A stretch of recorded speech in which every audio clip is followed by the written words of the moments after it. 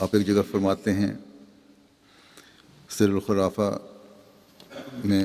کہ مجھے، اس کا ترجمہ یہ ہے، عربی میں ہے یہ، اس کا ترجمہ اردو میں یہ ہے کہ مجھے علم دیا گیا ہے کہ ابو بکر رضی اللہ تعالیٰ عنہ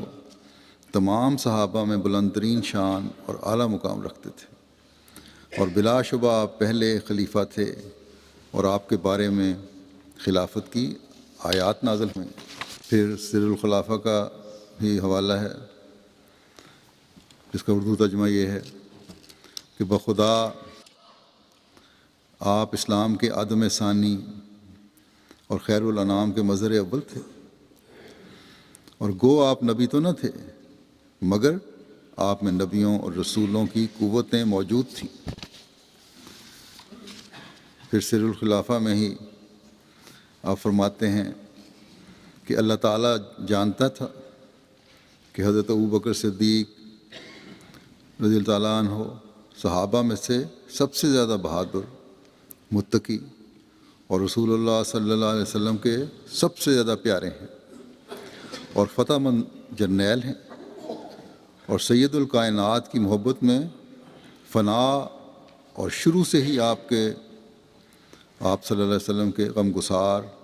اور آپ کے کاموں میں آپ صلی اللہ علیہ وسلم کے مددگار۔ اس لیے اللہ تعالیٰ نے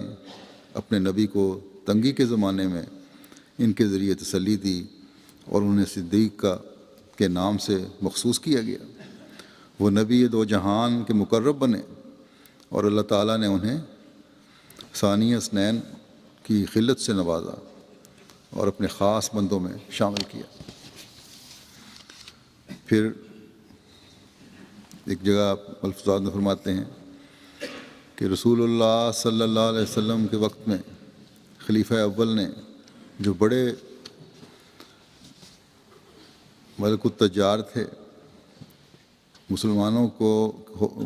ہو کر لا نظیر مدد کی، اور آپ کو یہ مرتبہ ملا کہ صدیق کہلائے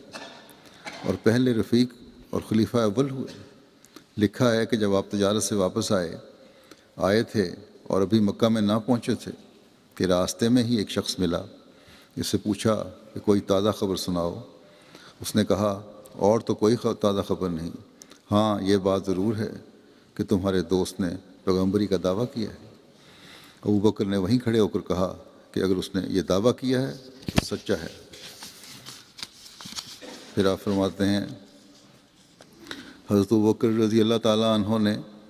اپنا سارا مال و متاع خدا تعالیٰ کی راہ میں دے دیا، اور آپ کمبل پہن لیا، مگر اللہ تعالیٰ نے اس پر انہیں کیا دیا؟ تمام عرب کا انہیں بادشاہ بنا دیا، اور اسی کے ہاتھ سے اسلام کو نئے سرے سے زندہ کیا، اور مرتد عرب کو پھر فتح کر کے دکھا دیا، اور وہ کچھ دیا جو کسی کے وہم و گمان میں بھی نہ تھا۔